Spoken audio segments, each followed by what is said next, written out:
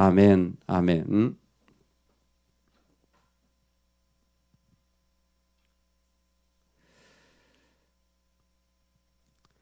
8살짜리 커비라는 아이가 태어나면서부터 피가 응고되지 않는 혈우병을 안고 태어나게 됩니다. 피가 멈추지 않는 이 병 때문에 이 아이는 어릴 적 치료를 계속해서 수혈도 받고 치료도 받는데, 안타깝게도 그 치료를 받는 과정에 이 에이즈 바이러스에 감염이 되게 됩니다. 8살에 에이즈에 걸린 아이가 된 것입니다. 그런데 이 아이는 자기가 에이즈에 걸렸음에도 불구하고 오히려 3가지 결단을 하게 되는데, 사람들에게 말해주고 싶다라는 거예요. 에이즈 환자와 친구가 되어도 괜찮다라는 것입니다. 그리고 하나님이 기뻐하시는 삶이란 꼭 길어야 될 필요는 없다. 짧아도 하나님 앞에서 아름답게 살아갈 수 있다. 그리고 마지막으로 내가 원하는 삶이 아니라 하나님이 허락하시는 삶을 살아야 한다. 8살짜리 치고는 우리나라로 치면 10살이겠죠. 대단히 당찬 포부를 가지고 살아가게 됩니다. 에이즈에 걸린 아이는 실제로 11살에 죽게 됩니다. 그러니까 3년 뒤에 아이가 죽게 되죠. 그런데 이 아이의 삶에는 자신이 실제로 목표로 하고 기도했던 이 내용들이 그대로 이루어진 것을 한 책에서 소개하고 있습니다. 친구들을 초대하여서 점심을 같이 먹고, 그리고 아빠를 부탁해서 도시락을 만들어서 이웃을 섬기는 삶을 살게 되고, 그리고 하나님이 원하시는 일들을 위하여 곳곳에 도움이 필요하다면 좀 몸이 힘들지만은 가서 함께 걷기도 하고 봉사도 하는 삶을 살다가 11살에 부름을 받게 됩니다. 인생을 살다 보면 뜻하지 않은 일들이 인생의 자리에 많이 끼어 들어오게 됩니다. 이런 질병이 들어올 수 있고, 저런 경제적 어려움이 들어올 수 있고, 내 상황이 나빠질 수도 있습니다. 그런데 믿음의 사람들에게는 어떤 것이 들어오더라도 한 가지 중요한 게 있는 것 같습니다. 그것은 그 무게중심이 하나님께 있다라는 것입니다. 그 자리를 하나님으로 말미암아 해석하게 된다라는 거예요. 8살짜리지만 자기가 병에 걸렸지만 그 자리를 하나님 앞에서 어떻게 살아가야 할지 이 아이는 결정해 나가고 세워가는 것입니다. 저는 이게 절기라고 생각합니다. 절기라고 하는 것은 명절, 반복되는 시간이 아니라 단순히 그 시간은 우리에게 그냥 주어진 시간이 아니라 하나님 앞에서 자신이 어떻게 살아가야 할지를 결정하는 시간이 절기입니다. 저와 여러분의 삶에 하나님의 절기가 세워지기를 주의 이름으로 축원합니다. 아멘. 여러분, 하나님의 절기에 놀랍게도 중요한 그 원칙이 하나 있는 거 아세요? 새벽 시간이라 다 나누긴 어렵지만 하나님의 절기는 모두가 다 숫자 7로 이루어져 있습니다. 오늘 단순히 우리가 본 안식일, 하나님 7일째 안식하는 거죠. 6월절, 그 날짜가 바로 이스라엘의 첫 번째 달, 우리는 1월 달이잖아요. 이스라엘의 첫 번째 달은 니산월 아비몬이라고 합니다. 이 니산월에 7이 2개가 지나가면, 안식일이 2개가 지나가면 14일이에요. 그날이 바로 6월절입니다. 그리고 6월절로부터 또 일주일이 가면 그게 바로 무교절이에요. 누룩 없는 빵을 먹는 것. 모든 나머지 절기들이 다 7일째, 7로 되어 있는 거예요. 안식년도 7, 희년 주빌리도 뭐예요? 7 곱하기 7이잖아요. 왜 7입니까? 이건 숫자 7이 아니죠. 하나님의 임재, 하나님의 온전하심을 뜻하는 거예요. 그러니까 이스라엘이 삶을 살아갈 때 그 무게추, 그 중심의 자리에 하나님을 모시는 믿음의 시간을 반복하고 싶었던 거예요. 그 삶의 자리에 수없는 것들이 있지만 믿음의 시간을 그 가운데서 세우고 싶었던 겁니다. 여러분, 우리가 살아가면서요, 이스라엘과 똑같아요. 이스라엘 삶과 똑같습니다. 그런데 우리에게 뭐가 필요하냐면 하나님 앞에 우리를 결정하는 시간들이 필요한 거예요. 하나님 앞에 우리 자신을 세우는 이 중요한 시간들을 반복하는 것이 필요합니다.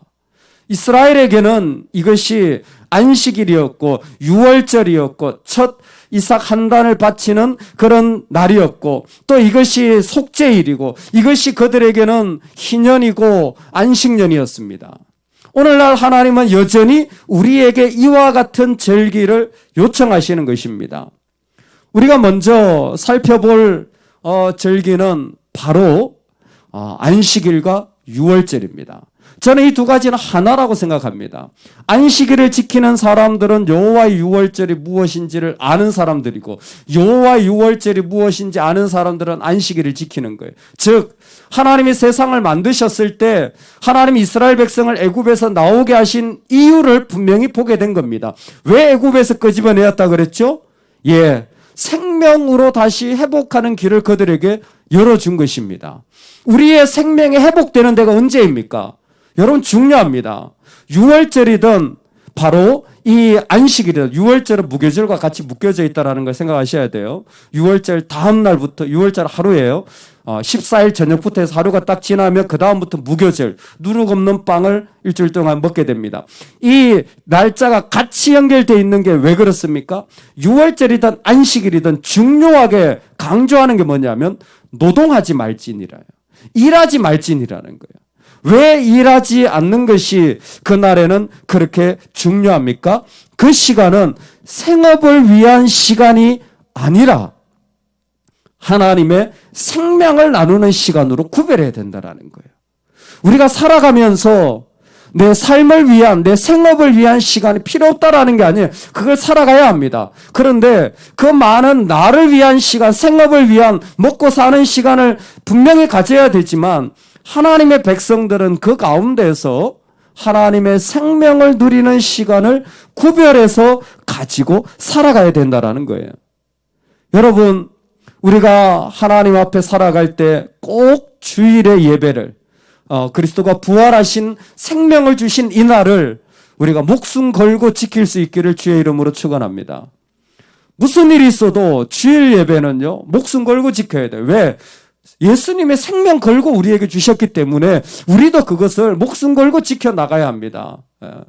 이번 주부터는 예배도요, 영상 예배도 이제 교회에서 좀 드리려고 합니다. GT 3층, 1층 해가지고 영상 예배도 이제 교회에서 와서 드리세요.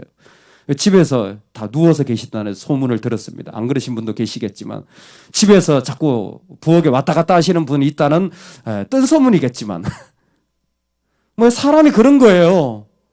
자꾸만 나를 위한 시간으로 쉽게 변질시켜버리는 거예요. 근데 주일은 나를 위한 시간이 아니에요. 하나님께 예배하고 사랑이 필요한 자들을 돕는 하나님의 시간으로 세운 겁니다. 여러분 이게 이스라엘 백성에겐 되게 중요했습니다. 특별히 유월절이요. 어떤 시간이냐면 출애굽기를 볼 때 유월절의 특징이 있습니다. 물론 피를 바릅니다. 근데 유월절의 단위가 뭐냐면 가족 단위로 모이는 거예요. 아시겠지만 다 집집마다 가족 단위로 모여서 유월절에 어린 양을 먹는 겁니다. 가족 단위로 모인다라는 게 오늘날로 치면 바로 하나님이 에르코마이, 신 에르코마이, 교회, 모임 단위로 하나님이 이 땅을 세워가시는 전형적인 모습이었습니다. 그리고 그때에 그 어린 양을 먹었던 것이 오늘날 우리에게는 바로 어린 양 대신 예수 그리스도를 말하지 않습니까? 우리가 영적인 믿음의 시간을 반복할 때 그 핵심이 어디 있냐면 바로 가족이, 그 교회가 그 가운데서 요청하는 시간을 그 가운데서 내 삶의 자리에 만들어가는 겁니다. 여러분 믿음의 수동성이 대단히 중요합니다. 믿음은요 하나님에 의하여 이끌림 받는 수동의 자리가 있어야 돼요. 예를 들어서 교회에서 이제 다음 주에 특별 새벽 기도를 하려고 하는데 민숙이 그러면요 나도 시작이 돼야 되는 거예요. 어머 나는 아직 기도할 준비가 안 됐는데 그거하고 상관없어요.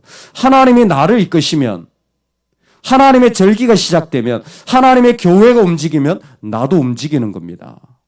할렐루야. 이게 신앙생활이에요. 하나님에 의하여 이끌림을 받는 거예요. 내가 나를 이끌면 그건 신앙생활이 아니에요. 그건 자기 종교생활하는 겁니다. 기독교는 믿음의 수동성이 중요한 거예요. 하나님에 의하여 이끌림을 받아야 되는 거예요.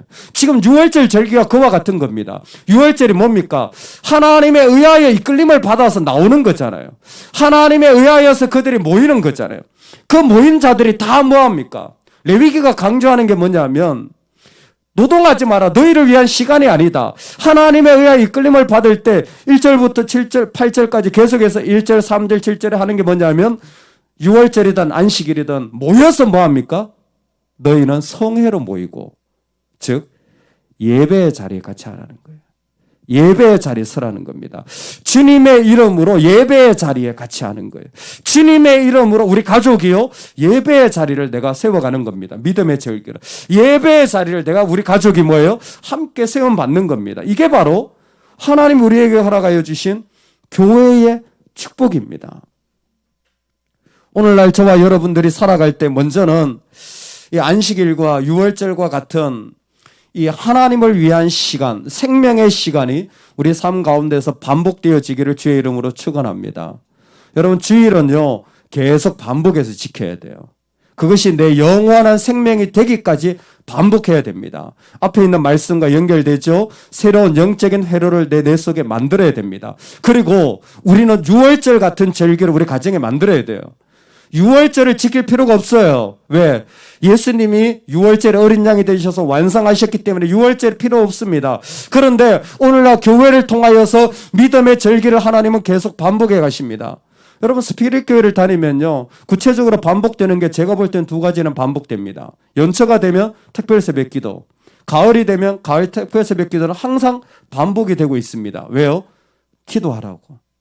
그리고 제가 많이 강조하는 게 바로 주일 예배와 새벽 기도입니다. 하나님 앞에 서는 거예요. 그리고 성경 공부의 시간입니다. 아마 우리 교회를 다니신 분들은 이런 일들을 계속해서 반복하고 있다는 걸 아실 겁니다. 그러면 뭐예요? 그게 내 믿음의 절기가 돼야 돼요. 아, 이거는 내 안에, 우리 가정 안에 세워져야 되는 거구나. 우리가 같이 만들어져야 되는 거구나라는 것을 기억하시고 그 가운데 이루어 가시는 은혜가 있기를 소망합니다. 두 번째, 하나님이 공교롭게도 명하신 절기가 뭐냐면 첫 이삭단을 드리는 그 시간을 그들에게 명하는 것입니다.